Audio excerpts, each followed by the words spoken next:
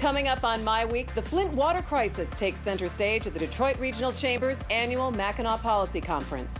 How can government and philanthropy help the city recover? Plus, Southeast Michigan is finally moving toward getting a regional transit system. How much will it cost, and will voters want to pay?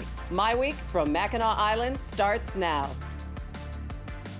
Did you know Gordon Food Service was started by a 23-year-old entrepreneur as a butter and egg delivery business more than a century ago?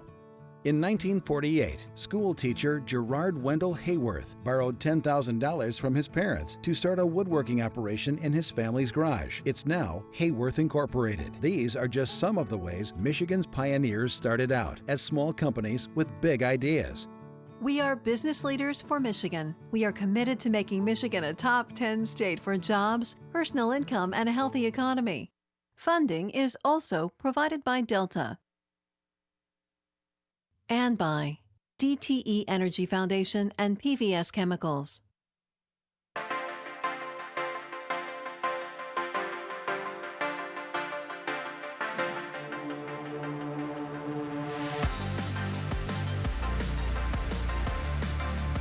Good evening. Thanks so much for joining us. I'm Christy McDonald. We are here in the parlor of the Grand Hotel on Mackinac Island, the site of the Detroit Regional Chamber's Mackinac Policy Conference. It is the second day of the gathering, and the conversation centered on several topics, including education, transportation, politics, and Flint's ongoing water crisis. Coming up tonight, we will talk about efforts to help the city recover and move forward. Plus, Southeast Michigan is closer than ever to giving people more options on getting around. We'll talk about the new plan. And a look at Mackinac Island's one and only grocery store, as only the Under the Radar Michigan team can do. It is all coming up for you tonight. So let's bring in our MiWeek contributors, Nolan Finley of the Detroit News, Stephen Henderson of the Detroit Free Press. Hey guys, how are you? Day two of the conference, right? Here. We are still here, and it's a little quieter than it was last night here in the parlor of the Grand Hotel. It certainly is. I can actually hear you. Yeah, I know. You don't actually have to just read lips, right? So you remember that year? Party. Remember that year we did the fudge judging contest? Yeah, you know, that was the first year we were here. We did a whole fudge tasting. I'd like to do that again. Would you like to do that? I didn't enjoy that. Why? Because I don't like fudge that much. Why not? I mean, everyone's got to like just a little bite or two. This fudge that like had stuff in it. I don't really enjoy that. Rocky Road fudge. Rocky Road fudge my kids love. They want me to bring some of that home. Don't bring any more out here. All right, so let's go ahead and talk about some of the things we heard today, some of the people that you talked to, some of the buzz on the island. Let me start with you, Stephen. Well, I had an interesting conversation today with John Dingell, retired U.S. Congressman, 59 years in the Congress. I think the longest serving person in the Congress, and we had a really wonderful conversation about his time in the Congress, about the things that he accomplished, and I got him to talk some about the presidential contest, which he's been tweeting about. What did he have to say about that? I would be curious to hear. He didn't have nice things to say about either Donald Trump or Bernie Sanders.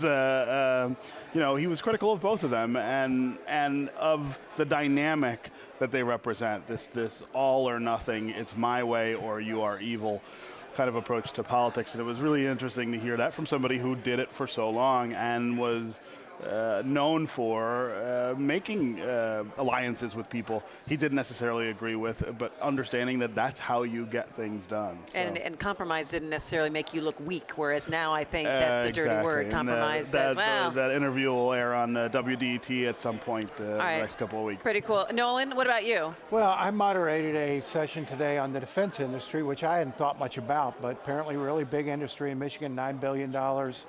100,000 jobs, really good jobs. And, as the defense budget shrinks in Washington, that segment here is at risk. So the state's commissioned this huge study to protect and grow the defense industry. And,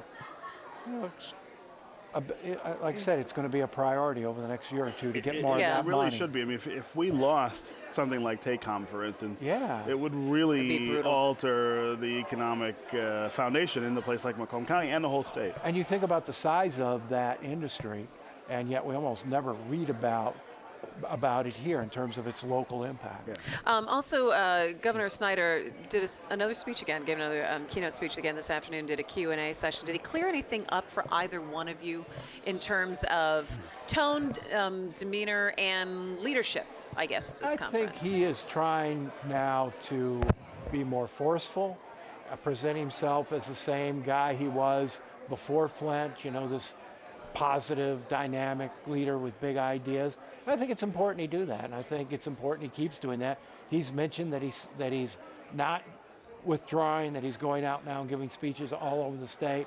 I think that's a good idea. I think it's what he has to do. We can't afford him, as we said last night, we can't afford for him to be stuck in place. Fine line of tone between forceful and downright angry.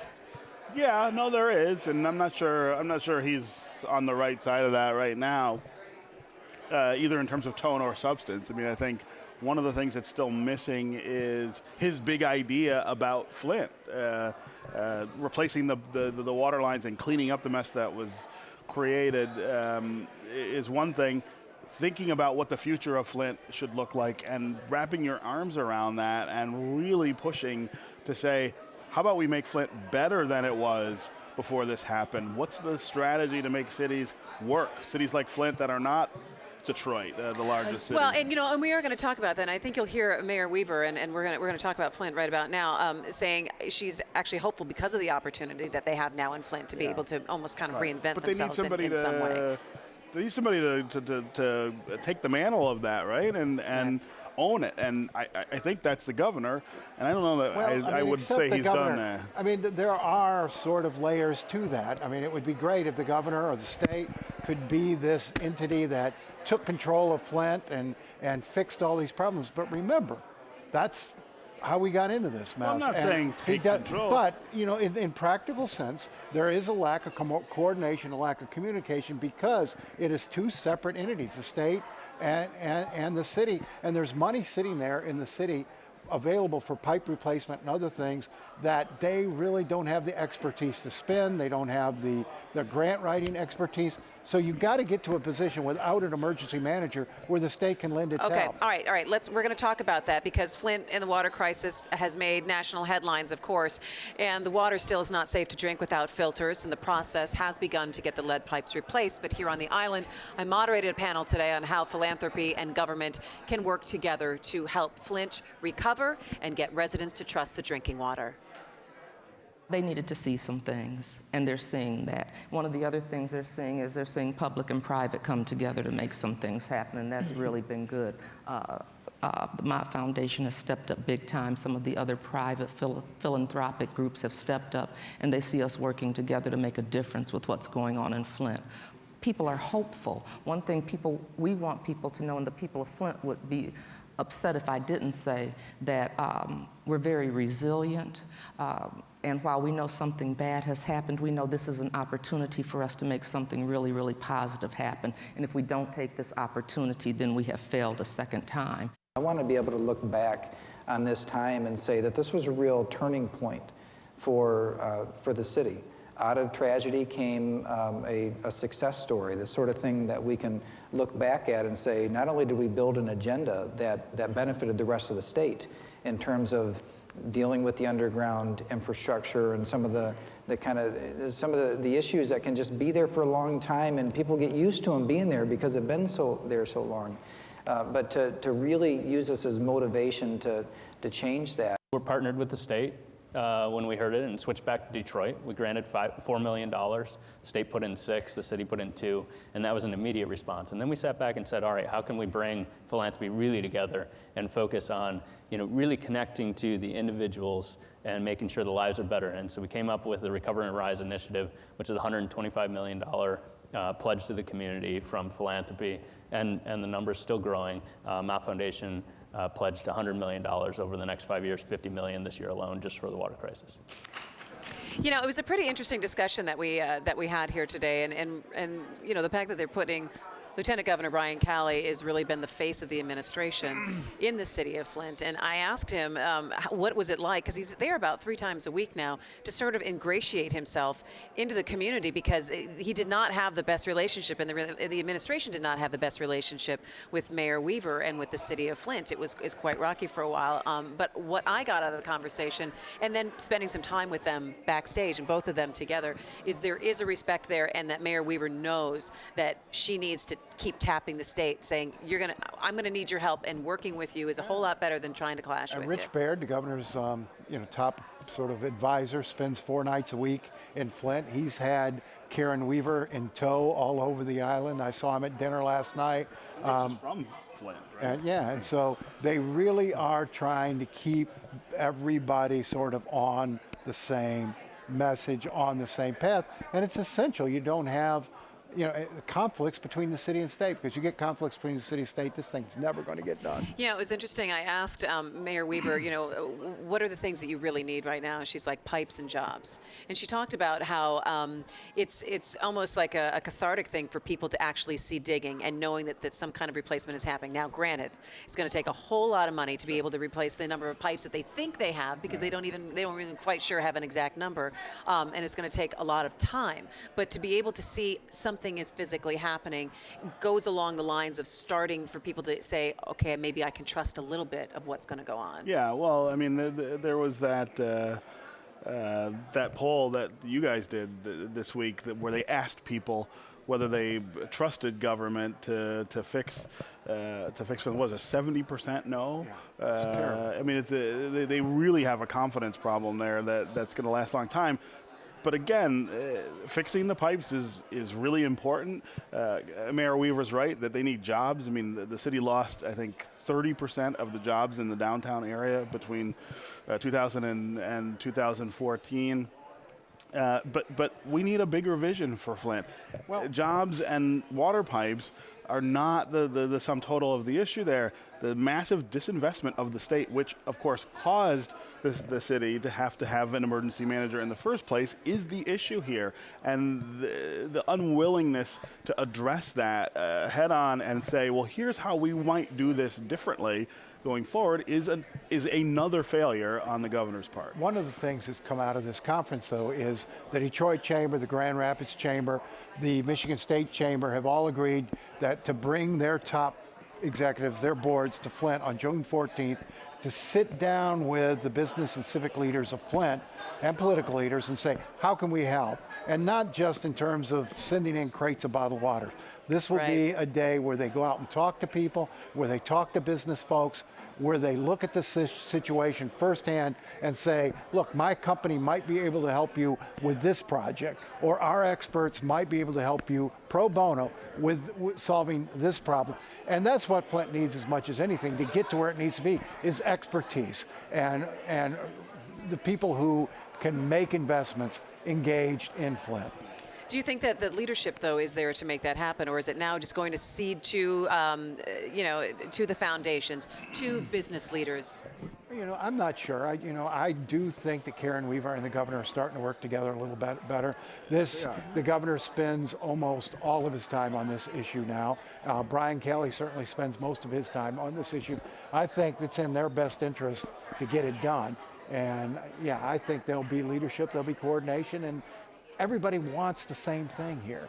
And so I think they'll get to the right outcome. You agree with that? Yeah, I think everybody in theory wants the same things. I mean, it's about commitment. What are you willing to do to make that happen? And historically in this state, the answer has been very little or nothing when it comes to places like Flint. If you don't change that, I'm not sure you get anywhere. The legislature did pass $160 million for Flint. That's what the governor requested.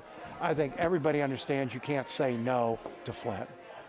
Well, it feels like Flint is also a bit of a shadow here at the policy conference as well. And every time that you hear the governor talking about selling Michigan's positive story, you wonder if he really can do that when he still has Flint and he still has things like DPS. I mean, not fully. I think he's got to move. He's got to push past that. He's got to figure out a way to again, like Steve said, restore people's confidence that he is solving the problem. They have to solve the problem tomorrow, but he has to look like every day it's getting better, and they've got a plan and the right plan. Okay. All right. Moving on now, turning to another big topic on the island, regional transit. After years of talking about better transportation options for Southeast Michigan residents, there is finally a plan. Voters are being asked to approve a new millage in November to pay for the rapid transit system. Talked with the head of the Regional Transit Authority, Michael Ford, and Laura Trudeau of the Kresge Foundation about this new plan. Take a look. It's really about connecting the region in the 4 counties, Oakland, Macomb, Wayne, Washtenaw, and it's about regional mobility. Right now we're a disconnected service in terms of mobility, and I remember being here a year ago talking we to sat you down. about that. Yep. And I think we have a very robust plan that starts to connect the region together.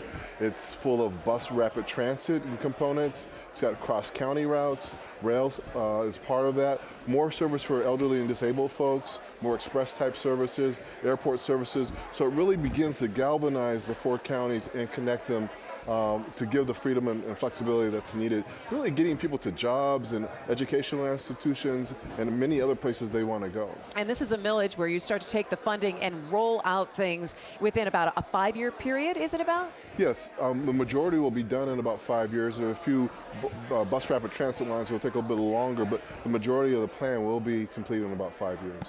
I believe this is just a very complete plan. It really serves all 4 counties.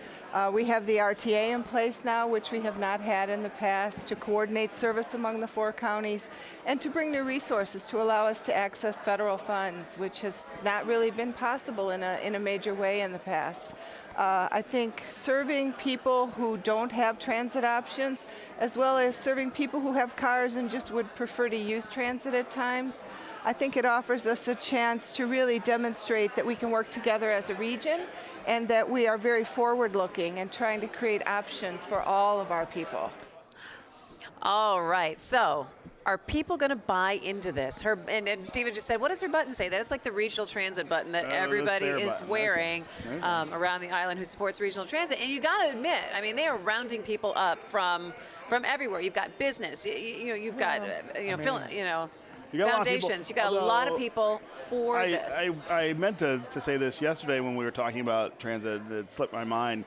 But I talked with Mark Hackle yesterday about RTA, and he gave I thought, a fairly nuanced answer when I asked about support. He doesn't think it's going to fly in I don't Macomb think he does. I mean, what I took away from what he said was that he's a little skeptical of their ability to sell this to people in Macomb County, and he said it's not.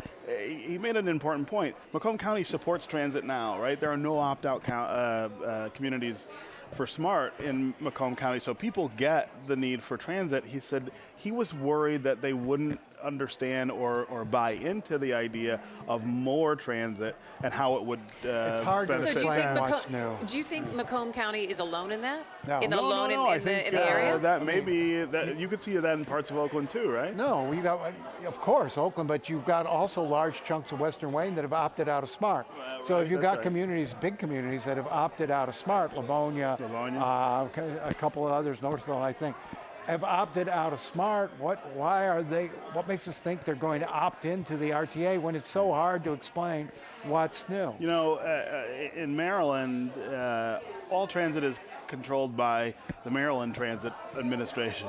It's a state agency that plans transit for every community. Everybody. And there is no opting out of anything. I mean, they fight about, where things should go, what priorities should be. But there isn't this idea that transit is a locally managed service. Yeah, but don't you think it's because this area has never really been able to have that kind of cohesive transit plan ever, that this is the first real big possibility for it? Yeah, I mean, you've got 3 different systems, and it's hard for people to understand that, and they've been supportive of transit. They've passed transit taxes 2 years ago, both the SMART communities and Ann Arbor passed bus taxes. So it's not like people won't support taxes, but it's going to be hard to tell them to make the case that you're going to ride this bus. You're going to ride this very fast bus. Let me ask you about this. Have they asked How for... fast is that bus going to go? Rapidly. That's what I'm wondering. 60 miles do you think an hour? that they've asked for too much this I time don't around? think so. So if you have a enough. $200,000 house, it's what, $120 or something? Or 120 That's a not year. insignificant, and A year? I think that's pretty. You add it on top of all the other things people are asked to pay, and it adds up. I'm afraid they haven't asked for enough. I think if you're going to do this thing, you got to do it big and right. And so what would you have added in there? Maybe for a little more money. On the plan, right. Okay, for example, the rail to Ann Arbor doesn't stop at the airport. It stops near the airport, and then you got to jump on a bus and wait and go. I think you might, if you'd said, we're going to ask you for a little more, but we're going to take that thing right through the airport, it would have been exciting. It would have been something new and big. I just don't. I think it's a tough sell. I agree with Hackle. There's not enough new here. I'm concerned that there's also this feeling, though, that people still are very wary about, what are you going to spend that on?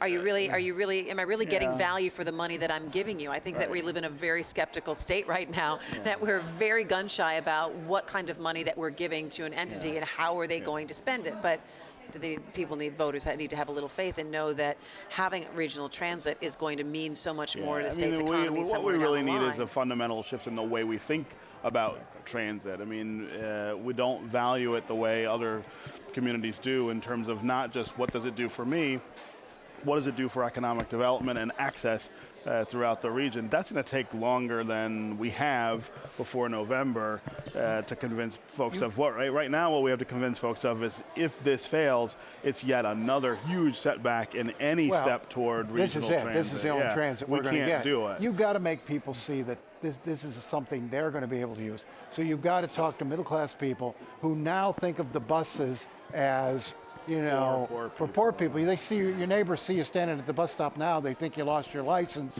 in a drunk driving arrest. So, I mean, you've got to make middle-class people say, this is how you're going to go to work. This is how your kids are going to go to college and go to school. Yeah. And I think that's a really hard sell in this car-crazy community. Well, and I think they have a campaign that they're going to keep rolling out, trying to get people to understand the value of transit. All right, and just like the 2 minutes that we have left, looking forward towards tomorrow on Friday, things start to wind down a little bit. We're going to be talking about a little national politics, I think, though, huh? Yeah, a little national. A little national. What are you looking forward to?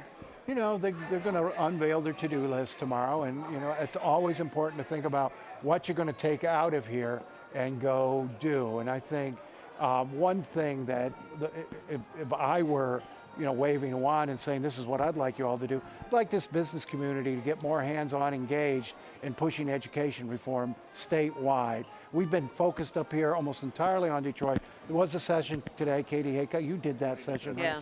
But these folks here, in other states, it's been the business community that's driven this. And the folks, and Michigan's business community has been tapped so many times on failed education reform projects that they're a little gun shy. Yeah, I think so much attention has been looking at DPS and Detroit's situation that, maybe that we didn't take a look at the larger picture. Brian Whiston was up here, the state superintendent, and so maybe that's conversations that we'll start to have. But again, we didn't see any movement out of the legislature today either.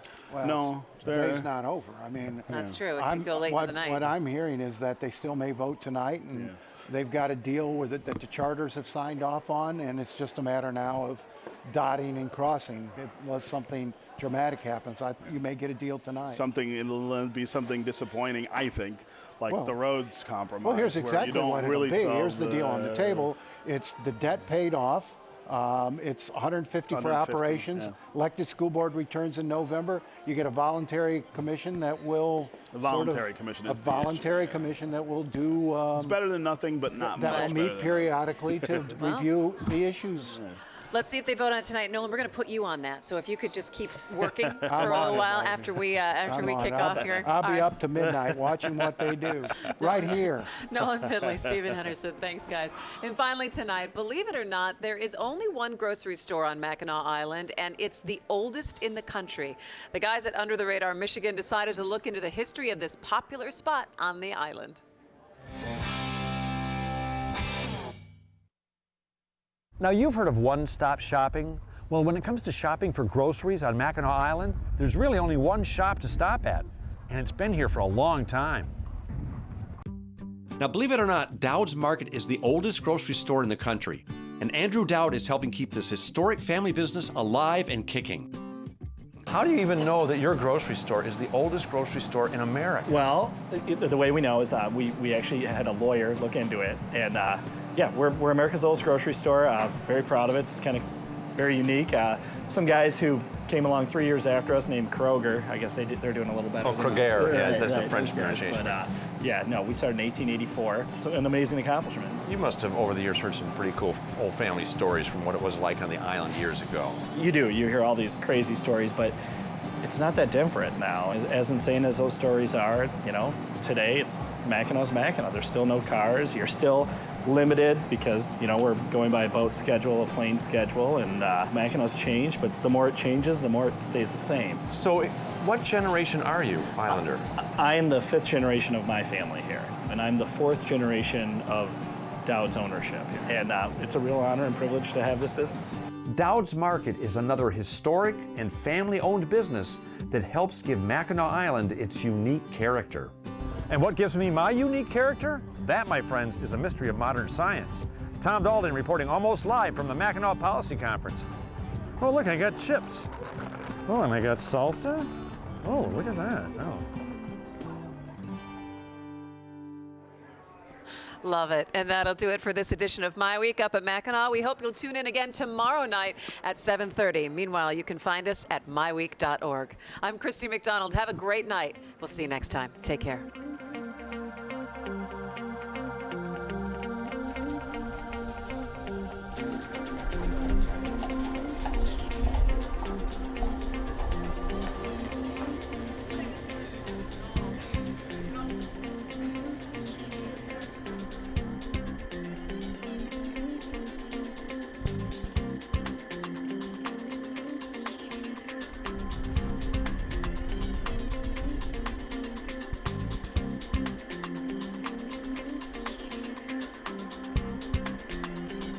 Did you know? Gordon Food Service was started by a 23-year-old entrepreneur as a butter and egg delivery business more than a century ago. In 1948, school teacher Gerard Wendell Hayworth borrowed $10,000 from his parents to start a woodworking operation in his family's garage. It's now Hayworth Incorporated. These are just some of the ways Michigan's pioneers started out as small companies with big ideas. We are business leaders for Michigan. We are committed to making Michigan a top 10 state for jobs, personal income, and a healthy economy. Funding is also provided by Delta.